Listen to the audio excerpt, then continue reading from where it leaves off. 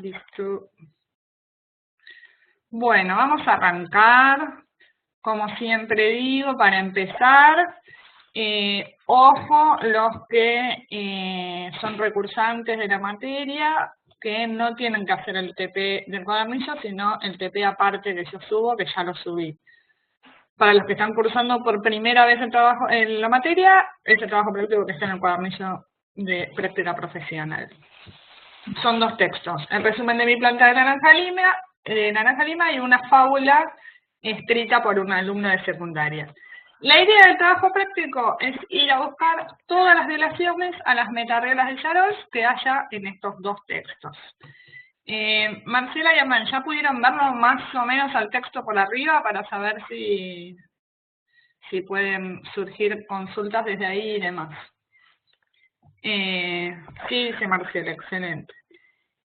La idea es, primero, como dije en algún apartado, Jarosz es todo lo contrario. Los textos que trabajamos para Jarosz son todo lo contrario a los textos que trabajamos para Halliday. ¿Por qué?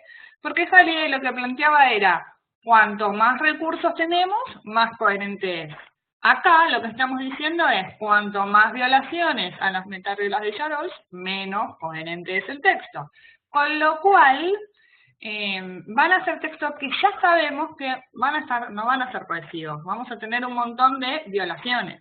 Entonces, eso ya nos para frente a textos que están horribles por todos lados, no solo desde las metareglas de Jarosz, sino desde la ortografía, desde la normativa, desde 1000 millones de lados están feos.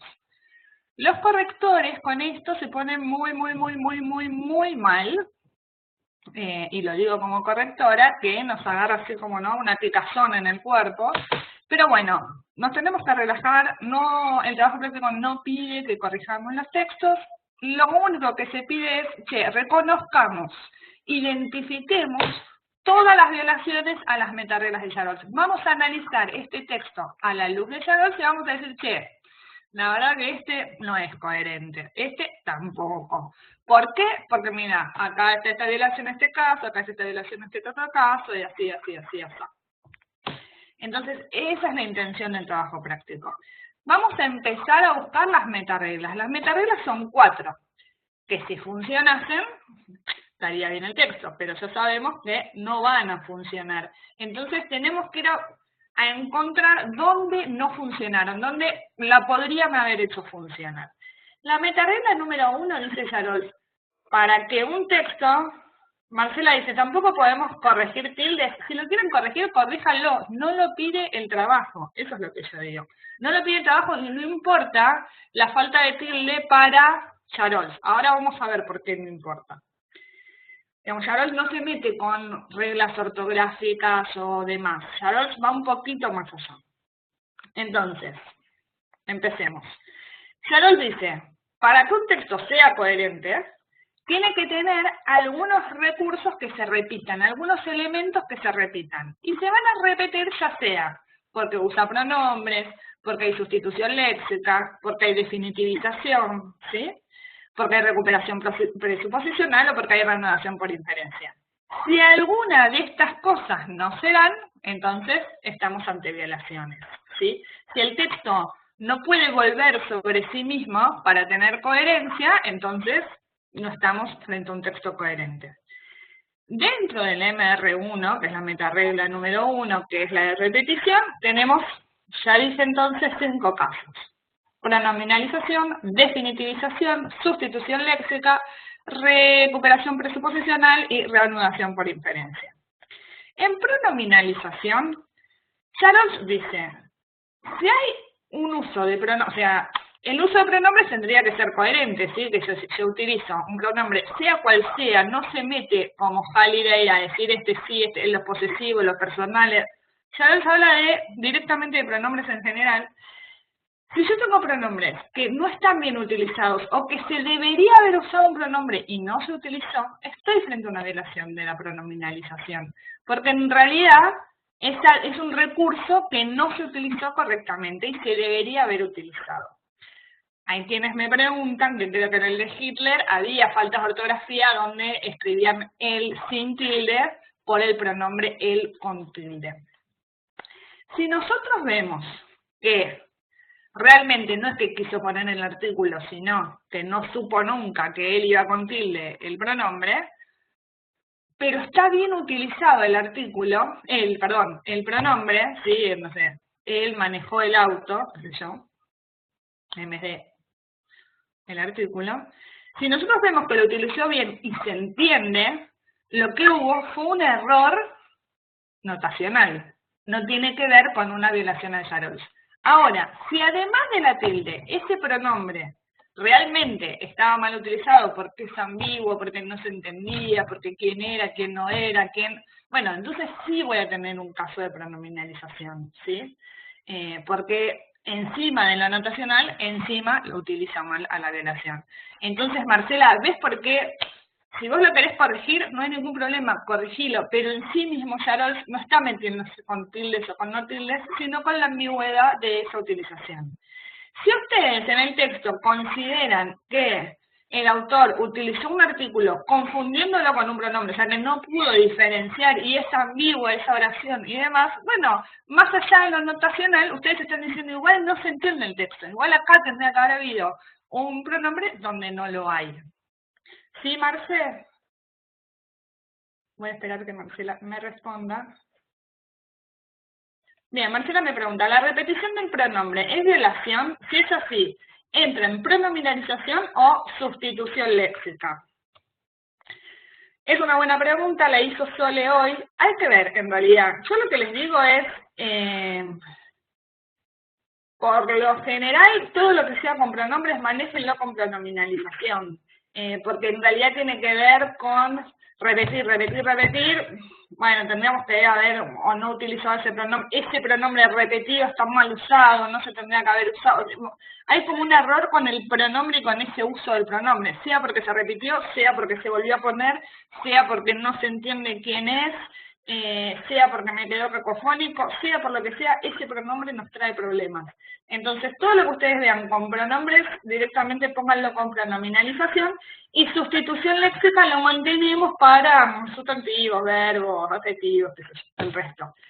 Pero para que sea más fácil, cerremos así. Todo lo que sea pronombres, manejémoslo con pronominalización.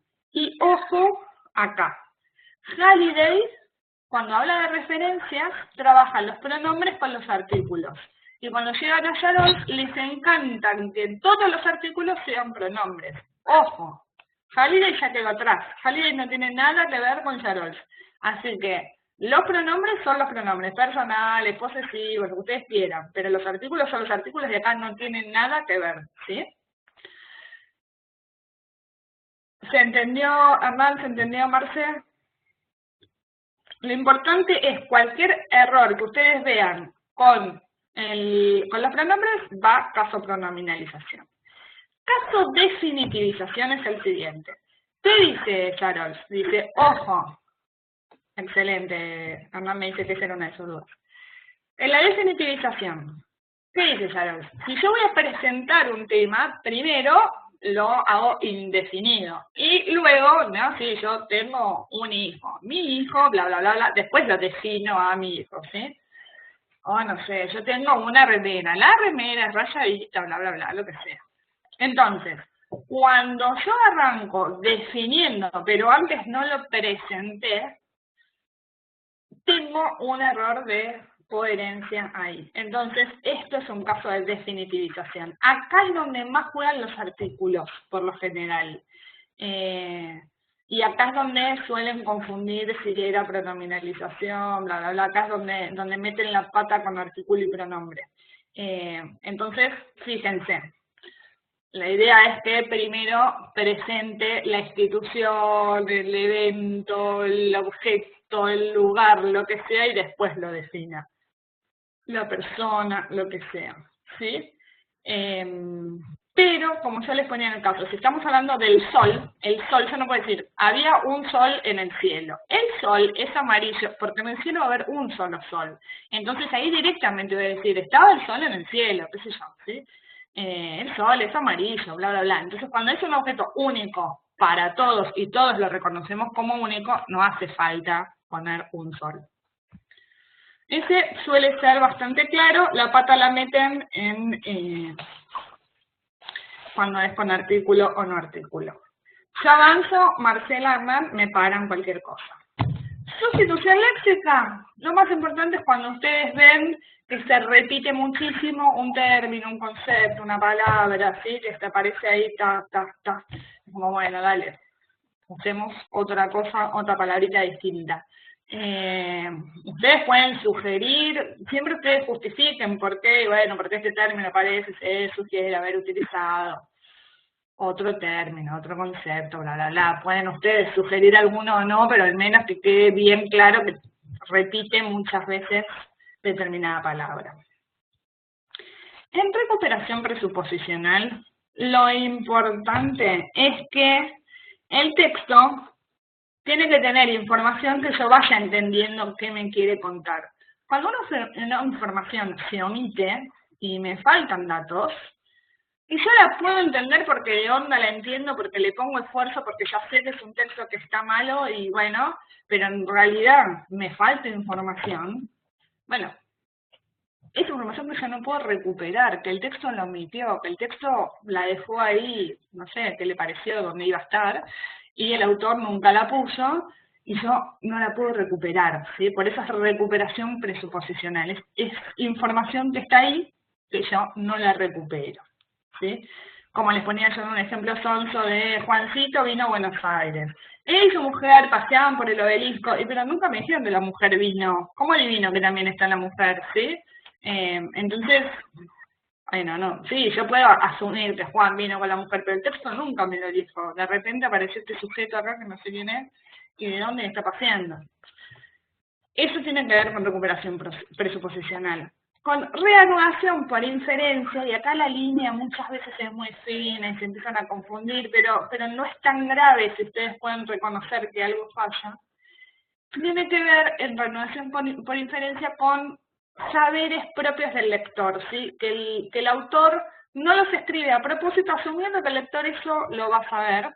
Entonces, yo les ponía los de la Torre de Tandil, pero también, no sé, si se habla de, para los que son un poco más viejos, de María Julia y el Riachuelo, si yo no aclaro que es María Julia del Sogaray es porque estoy asumiendo en la historia argentina que todos vamos a saber quién es María Julia. Y de repente hay más jóvenes que hoy por hoy no saben quién es María Julia del Riachuelo.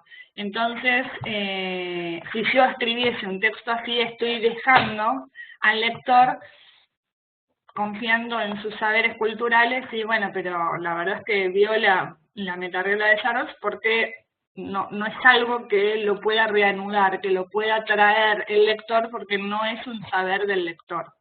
¿Se entiende la diferencia? En uno es información que no está propiamente en el texto, en la otra tampoco está en el texto, pero en realidad se espera que la sepa el lector por sus saberes culturales. ¿Se ve la diferencia entre una y otra? Hernán y Marcel. Perfecto, dice Marcel. Ya mientras tanto tomo un poquito de agua.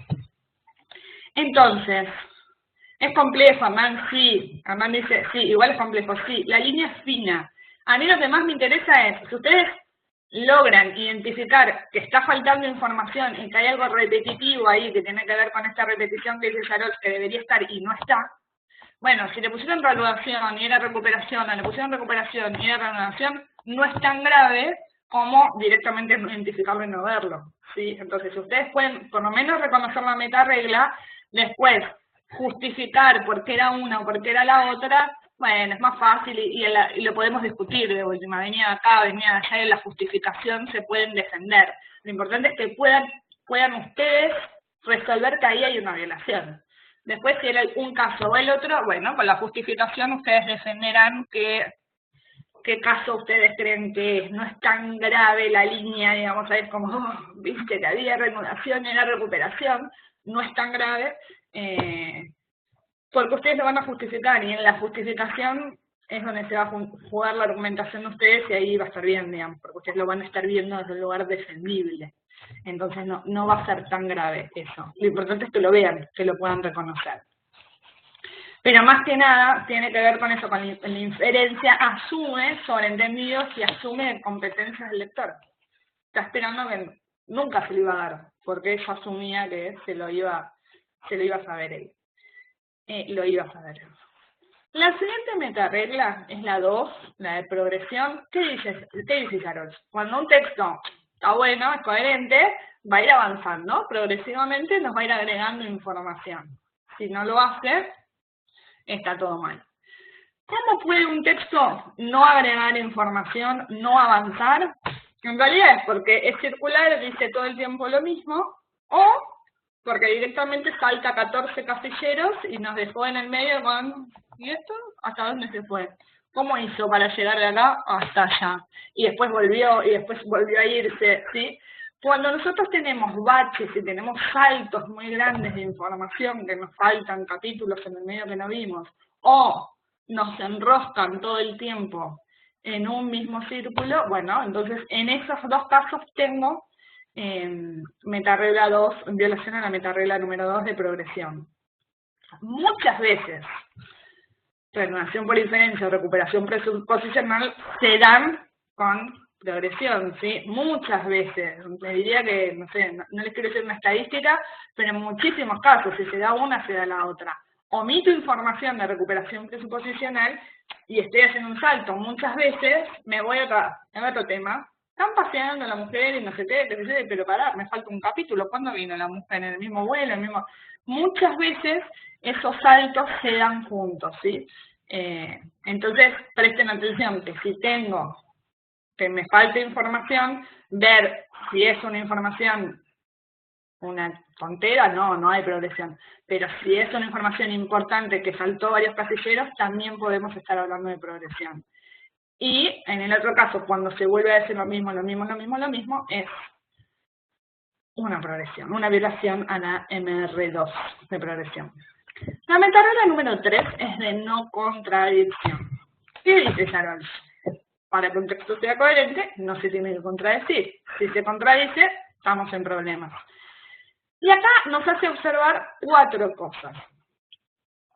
La enunciativa, la presuposicional, la inferencial y la de mundo. La de mundo ya chusmeé que Adri les dijo que no se preocupen. Así que conmigo tampoco, no se preocupen. Si la ven, genial. Si no la ven, no pasa nada.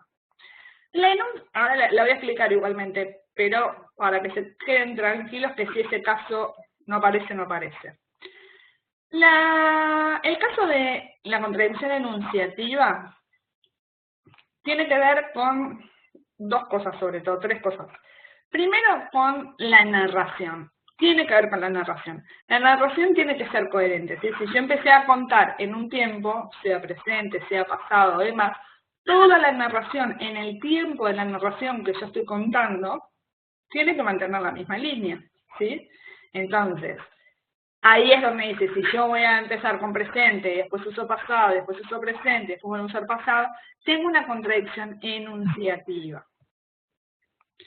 Son los tiempos de la narración, no de comentarios, diálogos que puedan aparecer en el medio, ¿sí? Sino los del narrador, cómo está narrando en ese tiempo verbal. Puede que yo primero tengo un narrador protagonista, después tengo un narrador omnipresente, después tengo un narrador testigo. Si hay cambios de narrador, también tengo un problema en la narración, en la enunciación. Y lo último, es la otra contradicción que puede aparecer, es que cambie el sujeto. Primero estoy hablando de Pepito, y después Pepito se llama Carlitos, y después Carlitos se llama Pepito otra vez, pero es el mismo sujeto siempre. ¿Cómo puede ser que cambia de nombre? Bueno, si yo tengo estos problemas en la enunciación, en cómo se cuenta esta historia, ya sea por los tiempos verbales, ya sea por los sujetos, ya sea por los narradores, estoy en una contradicción enunciativa, ¿sí? Me preguntaron varios qué pasa en la enunciación cuando, si tengo que identificar qué es el presente, el modo indicativo, el pasado, pluscuamperfecto, pretérito 1014.8, rayita 2. Si lo reconocen al tiempo verbal, excelente. Acá me preguntan más de qué forma se indica la contradicción de tiempos verbales. Vos ponés que la narración comienza en un tiempo y luego continúa en otro tiempo verbal. Si vos podés reconocer que primero era presente y después pasado, genial. Si vos podés reconocer qué pasado era, genial, pero por lo menos reconocer que hay saltos, ¿sí? Por lo general, esos saltos en los tiempos verbales van a ser durante todo el texto, ¿sí? No es que lo van a hacer solo en una partecita, por lo general aparecen en todo el texto. Entonces ustedes pueden decir que esto se da a lo largo de todo el texto sin necesidad de marcar todos los verbos, y lo ilustran en 2 o 3 ejemplos. Por ejemplo, acá empezó con esto y después cambió, y acá empezó con esto y después cambió. Y listo, no hace falta que enumeren todos los verbos. Se puede marcar global y ya está. ¿Sí? Agarren como el pedazo, la parte de texto más global. Si es todo, todo, si son 2 párrafos, si es un párrafo, pero no hace falta que lo marquen cada vez que vuelve a cambiar. Perfecto, Hernán dice, yo tomaba un tiempo de referencia y después marcaba todos los que no correspondían. ¿Está bien? Vos decís, nos empezó en presente y después tenía pasado, bueno, este no corresponde. Después tenía futuro, bueno, este no corresponde. Después vuelve a tener pasado, bueno, este no corresponde. Directamente lo que puedes decir es, bueno, en todo este texto empieza en presente, tomen de referencia el primero, porque fue la intención, empezar así. Tendría que haber continuado así, y no lo continuó. Después empezó a mezclar. Entonces tomen de referencia el primer tiempo que aparezca y sobre ese marcar, bueno, no sé, en el primer párrafo, en los 2 párrafos, en todos los textos, en todo el texto, la narración era esperable que sea en presente y acá y acá y acá se ve que violó porque no continuó con el tiempo estipulado, qué sé yo. Vean la justificación cómo la hacen, pero pasa por ahí, por identificar dónde corta la enunciación, cómo estaba narrando esa historia. ¿Dudas hasta ahí mientras yo tomo agua?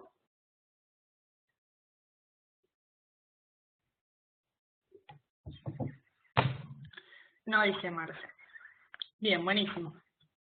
Luego tengo la contradicción presuposicional, que lo que va a hacer es contradecir 2 informaciones que ya están. El gato era negro, el gato era blanco. Las tengo escritas en el texto, están las 2 escritas y las 2 se contradicen. No es fácil, esas no se pueden confundir.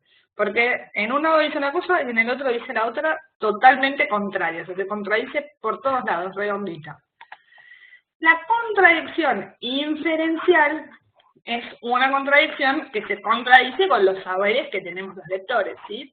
Por esta cosa que yo les decía de inferencia, de ir a los saberes del lector. Entonces, acá tiene que ver con cosas que nosotros sabemos del mundo, qué sé yo, en el verano hace calor, entonces que diga, no sé, la nieve del verano era no sé qué, pero no, espera, porque en verano hace calor, como nieve en verano, como... Esto es una contradicción inferencial, salvo que justo esté marcando algo como raro, inédito y demás en el mundo. Pero digo, si no hay aclaraciones en el texto y presenta un caso así, es un poco complejo, ¿sí? Entonces se va a... O el caso que yo les decía, que decía que era soltera y después hable del marido. Yo sé que soltera no tiene marido, ¿sí? Porque el marido tenés cuando estás casado. O no estás casada o estás casada y entonces es tu marido. Como hay una contradicción con los saberes que nosotros traemos del mundo, ¿sí? Contradicciones en el mundo tiene que ver también, justo el ejemplo que les di en el otro, se cruza un poco con este, que tiene que ver con cómo es el mundo real. El mundo virtual que tenemos ahí, ficcional, que tenemos en esos textos, no tiene que contradecir al mundo real que nosotros conocemos, ¿sí? Entonces no puede decir que vio un árbol en el subte, porque todos nosotros sabemos que en el subte del mundo real no puede haber un árbol en el subte. O no sé, no puede haber, no sé, ahora no se me ocurre, un cielo a pintitas verdes y rojo y amarillo con, no sé qué inventar, pero bueno, digamos, no se tiene que contradecir el mundo ficcional del texto con el mundo real. Esa es la de las contradicciones del mundo. Si lo ven, si no lo ven, no pasa nada, ese era el caso que podíamos dejar afuera. Lo importante es ver entonces, en las contradicciones, la enunciación de esa historia, las presuposicionales, sí, que tienen que ver con 2 informaciones escritas que están una contradice a la otra, y las inferenciales es que una información escrita no vaya a contradecir algo que nosotros sabemos, por cultura general, sabemos y podemos identificar. Siempre las contradicciones tienen que ver con dos informaciones, ¿sí? Había un tiempo verbal y ahora hay otro. El gato era negro y ahora es blanco. El tipo estaba casado y tenía una, no sé, el tipo era soltero y tenía una esposa. Siempre son dos informaciones claras que ustedes están viendo ahí que se contradicen entre ellas, ¿sí? Por eso les ponía como tip distinto, porque algunos en el presencial pasó esto, que me decían, me confundo contradicción presuposicional con recuperación presuposicional. En recuperación presuposicional siempre va a ser en repetición, en caso 1, MR1, tiene que ver con una información que uno maneja. En este es con dos informaciones que uno está contrastando a ver que no se contradiga. Y luego la última de las metareglas es la metaregla de relación. Acá lo que dice Jarol es, bueno, todo tiene que estar prolijamente relacionado, ¿sí? Yo no puedo saltar de una cosa a la otra, porque sí. Para algo hay conectores, entonces, y que los conectores estén bien utilizados. Una cosa son un conector aditivo, que un conector adversativo, que un conector, digamos, tienen distintas funciones. Entonces, que haya conectores y que estén bien usados, en las dos cosas. Puede aparecer conectores mal usados y ahí tengo una violación, o puede no haber conectores que se hubieran necesitado y ahí puede haber una violación. Lo mismo, voy marcando, ¿sí? Donde veo que fallo, lo marco. Ese no suele traer demasiados problemas. Y estos son las 4 metareglas. Lo que tienen que hacer es identificar, justificar. Hay quienes prefieren agarrar todos los casos de prenominalización y los marcan todos. Todos los casos de, no sé, sustitución léxica y los marcan todos. Y hay quienes prefieren agarrar parrafito por parrafito y van marcando qué ven en cada uno de los párrafos. Ya les digo, los textos están horribles, son horribles, van a encontrar de todos los casos, ¿sí? Entonces traten de buscar todos los casos que aparezcan, no se queden donde, bueno, ya encontré una sustitución léxica, ya está. Porque justamente cuanto más violaciones y más se repitan los casos de las violaciones, peor será el texto. Entonces nos importa también encontrar que si hay varios de sustitución léxica los marquemos, que si hay varios de prenominación los marquemos, ¿sí? Cuando es, por ejemplo, de progresión o de estos que hablábamos de enunciativa, cuando ven que realmente es todo el texto el que está violando esa metaregla con ese caso específico, ustedes pueden poner directamente esto se da en todo el texto, acá y acá y acá, por ejemplo, acá y acá, y enumeran y ya está, pero que quede identificado que ustedes lo vieron que estaba en todo el texto. Por más que no lo marquen, como decíamos en la enunciativa, en todos los verbos, bueno, quedó identificado que ustedes lo vieron, por ejemplo, acá y acá. No sé si tienen preguntas, dudas, yo creo que es bastante más sencillo, se suelen rebuscar, vayan más tranquilos, el texto ya saben que es feo, vayan a buscar lo que el texto ya les está dando, se los está dando así hermosamente de regalo y con monio cada uno de los casos, ¿sí? Entonces no se vuelvan locos en buscar que entonces si acá tendría que haber dicho, no importa cómo lo harían ustedes, no importa si nos agarra picazón, no importa, importa lo que está escrito. Vamos a ir a ver lo que está escrito para decirle a Yarol, tenés razón, este texto no es coherente. Dice Hernán que las dudas que tenía ya están aclaradas. Marce.